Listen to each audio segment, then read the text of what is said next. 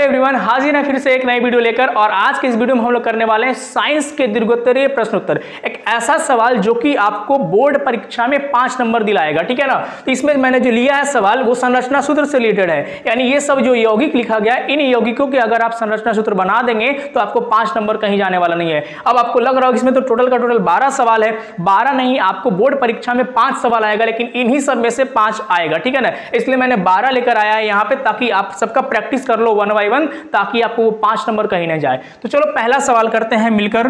Butane, butane जो है, अब देखो नाम से आपको टोटल का समझना है। अगर इन सब के बारे में अगर आपको कुछ भी नहीं पता तो आप और ध्यान से देखना वीडियो को, ताकि आपको पूरा का पूरा क्लियर हो जाए। और अगर आपको कुछ मालूम है इन सब के बारे में तो आपको तो और मजा आने वाला है। तो ब्यूटेन है, ब्यूट का मतलब होता है 4 carbon, 1 carbon, 2 carbon, 3 carbon, 4 carbon, ठीक है ना। और ब्यूटेन यानी एन, तो कार्बन कार्बन के बीच में सिंगल बॉन्ड रहता है तो एल्केन होता है। एल्केन का देखो पीछे एल्केन एन, तो ब्यूटेन, तो कार्बन कार्बन के बीच में सिंगल बॉन्ड डाल देंगे, ठीक है। अब कार्बन का संयोजकता होता है 4, तो सभी कार्बन का संयोजकता पूरा करने के लिए कार्बन का परम मित्र को बुलाएंगे। और कार्बन का परम मित्र कौन होता है? हाइड्रोजन।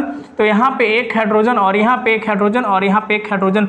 उसी प्रकार हर जगह हम क्या करेंगे? कार्बन पे हाइड्रोजन लगा देंगे। क्या इस प्रकार सभी कार्बन का 4 संयोजकता पूरा हो जाएगा? तो जी हाँ, इस कार्बन का 3 और एक इससे जुड़ा हुआ है, इस प्रकार सबका पूरा हो जाएगा। मैंने जहां जहां पे लाइन खींचा है वहां पे आपको हाइड्रोजन लगाना पड़ेगा, और ये काम आप करोगे, ठीक है, ताकि ये समय की बचत हो, ठीक है। अब चलते हैं नेक्स्ट सवाल की। अब ये जो अगला है वो क्या है? क्लोरोफॉर्म है। क्लोरोफॉर्म का ऐसे इस्तेमाल जो होता है वो पेशेंट को बेहोश करने के लिए किया जाता है। और क्लोरोफॉर्म का जो IUPAC नाम होता है वो होता है ट्राइक्लोरोमीथेन। ट्राई का मतलब हुआ 3 कार्बन, ट्राई का मतलब कितना कार्बन हुआ? 3 कार्बन हुआ। और मीथेन यानी CH4, यानी CH4 में से 3 जगह से हाइड्रोजन को हटाएंगे और वो 3 जगह पे क्लोरीन लगा देंगे और एक हाइड्रोजन बचा हुआ रहेगा, तो CHCl3 बनेगा। उसको हम लोग बोलते हैं ट्राइक्लोरोमीथेन, और वही क्या होता है? क्लोरोफॉर्म होता है। तो ये हो गया कार्बन, और 1 2 3 4, लेकिन सब जगह तो हाइड्रोजन रहता था तो होता था मीथेन, लेकिन यहाँ पे हमको लगाना है क्लोरीन। तो 1 क्लोरीन, 2 क्लोरीन, 3 क्लोरीन लग गया, और बाकी एक जगह हाइड्रोजन लग गया। तो ये बन गया 3 क्लोरीन, तो ट्राइक्लोरो, और 1 कार्बन इसलिए मीथेन, ठीक है। तो ट्राइक्लोरो मीथेन हो गया इसका संरचना सूत्र। अब चलते हैं नेक्स्ट सवाल की ओर। अगला सवाल बोला गया है एसिटिक अम्ल। एसिटिक अम्ल को एथेनोइक अम्ल भी कहा जाता है। प्रकार्यात्मक समूह बोलते हैं तो वो होता है COOH, कार्बोक्सिलिक होता है, ठीक है ना। तो ये हो गया C डबल बॉन्ड O, और ये हो गया O, और ये हो गया H। इस कार्बन का अभी एक संयोजकता खाली है। तो एसिड का मतलब होता है 2 कार्बन, जहां 2 कार्बन हो हम लोग नॉर्मल तरीके से एसिड का इस्तेमाल करते हैं। ऐसे इसका एक और नाम क्या मैंने बोला? एथेनोइक अम्ल, ठीक है। तो एथ मतलब 2 कार्बन, तो 1 कार्बन तो ऑलरेडी इसमें है, तो 1 कार्बन और लगा देंगे तो ये 2 कार्बन तो हो गया। लेकिन इस वाले कार्बन पे अगर आप नजर दौड़ाएं तो इस कार्बन का 4 संयोजकता पूरा नहीं हुआ है, तो यहाँ पे लगेगा H, और यहाँ लगेगा H, और यहाँ लगेगा H। ये हो गया CH3COOH, जिसे हम लोग बोलते हैं एसिटिक अम्ल या एथेनोइक अम्ल, और उसका संरचना सूत्र यहाँ पे आपके सामने है। अगले सवाल की ओर चला जाए तो नेक्स्ट सवाल बोला गया एसिटल्डिहाइड, ठीक है ना। एल्डिहाइड ग्रुप, और 2 कार्बन, क्योंकि एसिड बोला है 2 कार्बन का, और उसमें लगा हो रहना चाहिए क्या चीज? एल्डिहाइड, ठीक है ना। तो एल्डिहाइड में ही 1 कार्बन होता है, क्योंकि एल्डिहाइड का जो होता है वो होता है CHO, ये डबल बॉन्ड, और ये हो गया H। अब इसको बोलते हैं एल्डिहाइड। 1 कार्बन का यहाँ पे क्या है? खाली है। अब इसके बाद क्या करेंगे? एसिड बोला यानी 2 कार्बन होना चाहिए, तो 1 कार्बन तो यहाँ पे ऑलरेडी मौजूद है, तो बचा कितना कार्बन? 1 कार्बन। 2 कार्बन हो गया, लेकिन इस कार्बन का वापस से हमें क्या करना है? संयोजकता पूरा करने के लिए लगाना है हाइड्रोजन को। तो ये CH3CHO जो हो गया एसिटल्डिहाइड हो गया। क्या हो गया? एसिटल्डिहाइड। अब 2 कार्बन है तो एथ नाम भी आता है, और एल्डिहाइड में जो होता है वो प्रत्यय के तौर पर, जिसे हम ऐसे एक और नाम बोलते हैं अनुलग्न और पूर्व लग्न, ठीक है ना। पूर्व लग्न जो होता है वो आगे लगता है, और अनुलग्न जो होता है वो पीछे लगता है। तो अनुलग्न के तौर पर इसमें जो नाम आता है वो अल आता है, एल्डिहाइड तो अल, ठीक है ना। तो एथेनल भी इसका नाम हो जाएगा। क्या नाम हो जाएगा? एथेनल, और वो नाम जो होगा इसका IUPAC नाम होगा, ठीक है ना। अगला चलते हैं आइसोब्यूटेन। क्या बोला गया? आइसोब्यूटेन।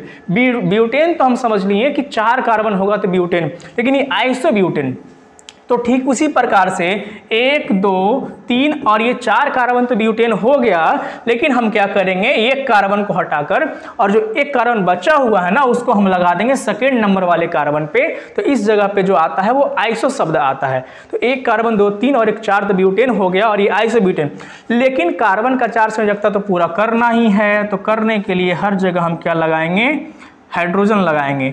ये मैं इस प्रकार से लाइन लाइन खींच रहा हूँ, हर जगह आपको इस प्रकार से हाइड्रोजन लगाना है। ये हाइड्रोजन, यहाँ हाइड्रोजन, हर जगह क्या लगाना है, हाइड्रोजन आपको लगाना है ताकि कार्बन का 4 संयोजकता पूरा हो जाए। ये जो संरचना है ये 3D संरचना नहीं है और आपको 10th के पेपर में 3D संरचना आता भी नहीं, ठीक है ना, वो 12th में आता है, ठीक है। तो अगर देखो अगला सवाल की ओर अब चला जाए, ये तो कंप्लीट हो गया ना, पूरा का पूरा समझ में आ गया।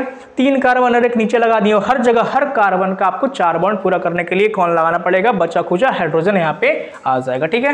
नेक्स्ट सवाल की ओर चला जाए और अगला सवाल बोला गया ब्रोमो प्रोपेन। और ब्रोमो का मतलब होता है ब्रोमीन और प्रोपेन यानी 3 कार्बन वाला क्या होता है, संतृप्त हाइड्रोकार्बन, जिसमें कार्बन कार्बन के बीच में होता है सिंगल बॉन्ड, जिसमें एल्केन। तो प्रोपेन का ही जो प्रोपेन जो है एल्केन का ही ग्रुप का है। तो ब्रोमो यानी 1 2 3 कार्बन तो प्रोपेन लगा दिए और यहाँ पे क्या लगा देंगे, ब्रोमीन लगा देंगे, तो ब्रोमो प्रोपेन। लेकिन अब यहाँ पे हमको हाइड्रोजनों तो लगाना, तब ना मेन रूप से बनेगा संरचना। तो इस प्रकार से हम क्या करेंगे, हाइड्रोजन लगा देंगे। तो ये हमारा हो गया ब्रोमो प्रोपेन, ठीक है ना। आगे की ओर चलते हैं, अगला बोला गया है प्रोपेनल। क्या बोला गया है, प्रोपेनल बोला गया है। प्रोपेनल यानी फिर से क्या गया, एल्डिहाइड। और ये जो नाम है ये IUPAC नाम है, ठीक है ना। तो प्रोपेन का मतलब होता है 1 2 3 कार्बन, तो प्रोपेन हो गया, लेकिन अल लगा हुआ है, पीछे क्या लगा हुआ है, देखो ध्यान से, प्रोपेन अल, इसी में अ छिपा हुआ है।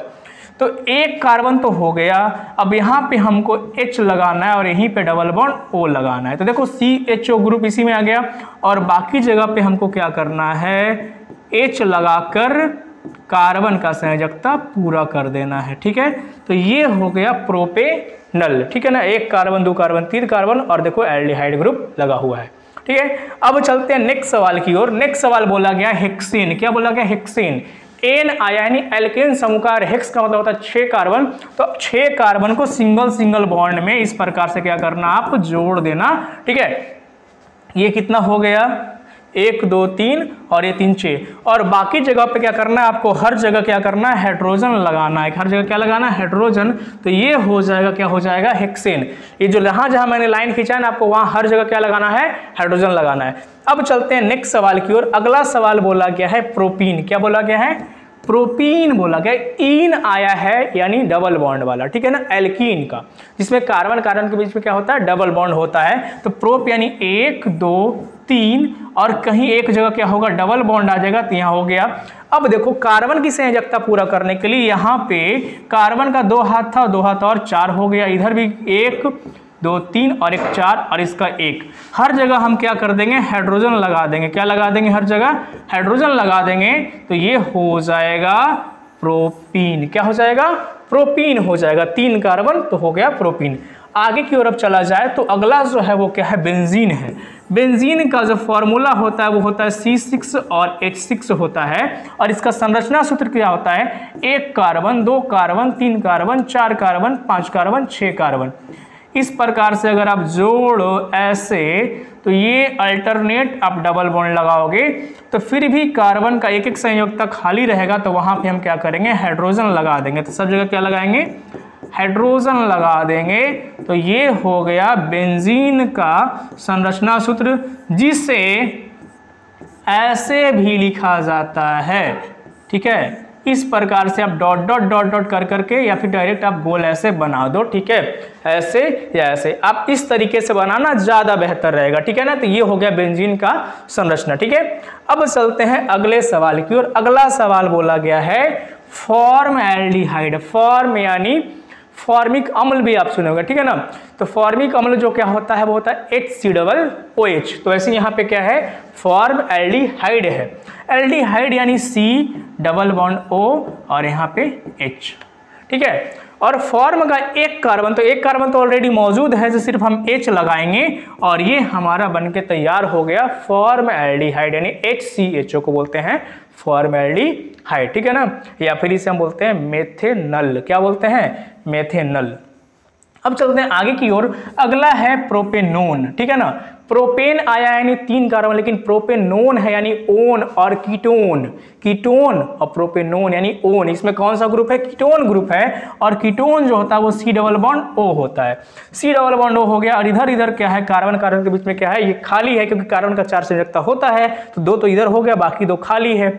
इधर भी लगाएंगे हम कार्बन और इधर भी लगाएंगे कार्बन, तो 3 कार्बन तो हो गया ये तो प्रोपेन, ठीक है ना। तो प्रोपेनोन यही है, लेकिन आपको क्या करना पड़ेगा? हर जगह पे आपको ये हाइड्रोजन लगाना पड़ेगा, ठीक है ना। अगर आपसे कोई पूछ दे कि मेथेनॉन या एथेनॉन बनाओ, तो मेथेनॉन या एथेनॉन नहीं बनेगा, क्योंकि जैसे ही आप इसमें C डबल बॉन्ड O में इधर और इधर H लगाओगे, तो H लगाने से एक तरफ से वो क्या बन जाएगा? एल्डिहाइड बन जाएगा। तो फिर क्या बन जाएगा? वो फिर मेथेनल बन जाएगा। इसलिए मेथेनॉन और एथेनॉन नहीं बनता, डायरेक्ट कहां से बनता है? प्रोपेनॉन से शुरू होता है, ठीक है ना। तो ये रहा पूरा का पूरा इतना सारा जो था यौगिकों का संरचना सूत्र, जिससे आपको दीर्घोत्तरीय में सवाल पूछा जाता है।